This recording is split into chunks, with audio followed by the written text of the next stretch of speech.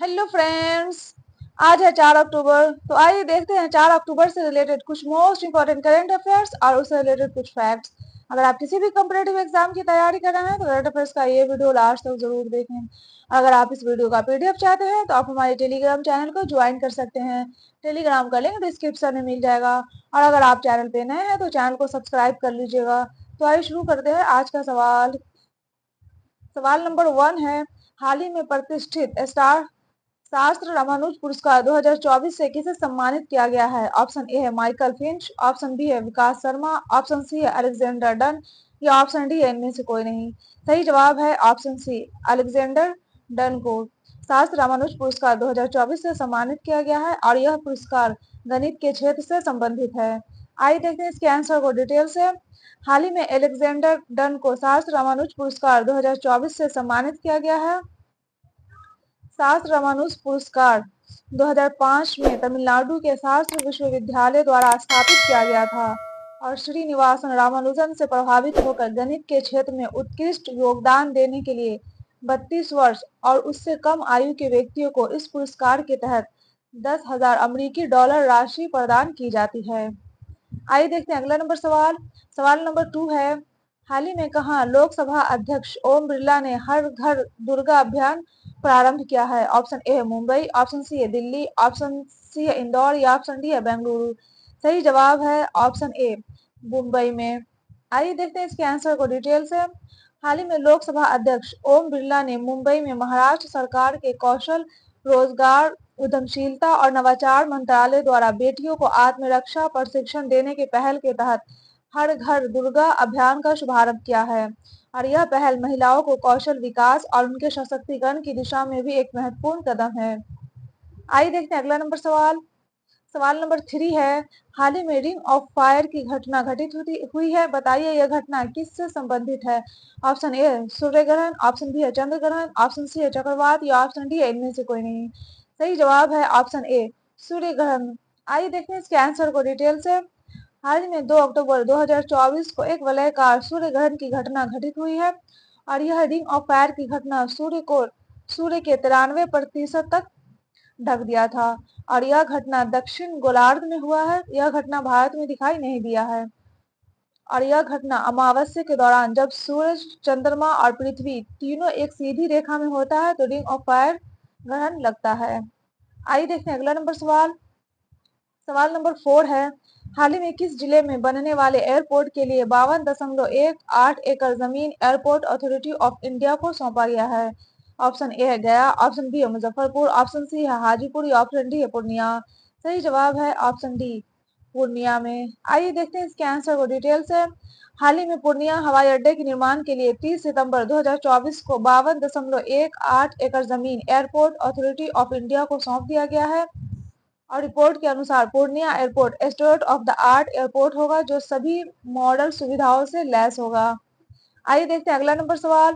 सवाल नंबर 5 है, हाल ही में पर्यटन मंत्रालय द्वारा जारी आधिकारिक आंकड़ों के अनुसार जनवरी से जून 2024 तक भारत में विदेशी पर्यटकों के आगमन की सूची में कौन सा देश शीर्ष पर रहा है? ऑप्शन ए है नेपाल, ऑप्शन बी है श्रीलंका, ऑप्शन सी है बांग्लादेश या ऑप्शन डी है भूटान। सही जवाब है ऑप्शन सी, बांग्लादेश। आइए देखते हैं इसके आंसर को डिटेल से। हाल ही में पर्यटन मंत्रालय द्वारा जारी आधिकारिक आंकड़ों के अनुसार जनवरी से जून 2024 तक भारत में विदेशी पर्यटकों के आगमन का लगभग 4.78 मिलियन रहा है, जिसमें बांग्लादेश और अमेरिका शीर्ष पर रहा है। आइए देखते हैं अगला नंबर सवाल। सवाल नंबर 6 है,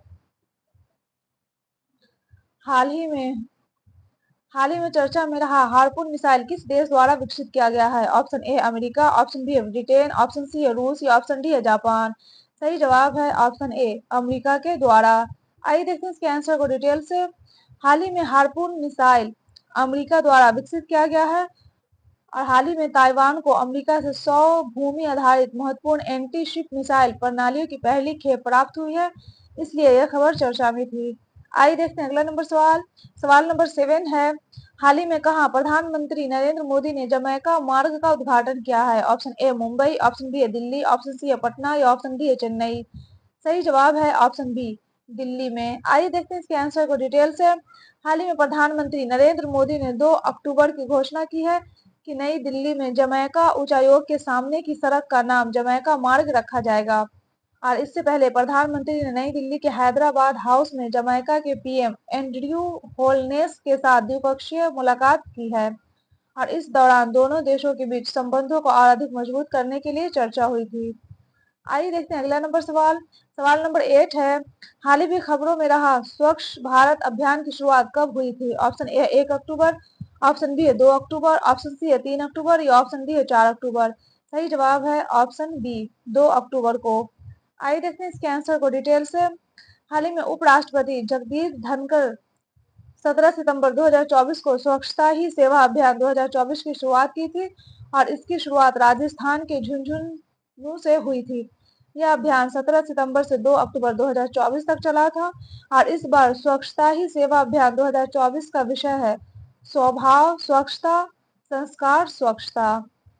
आइए देखते हैं अगला नंबर सवाल।